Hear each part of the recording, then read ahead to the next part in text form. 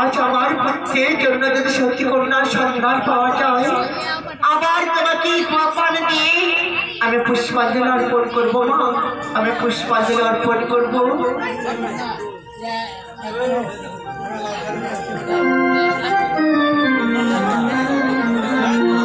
বধূমা, এই তো বধূমা, আজ মায়ের চরণে পুষ্পাঞ্জলি দেওয়া হয়ে গেল।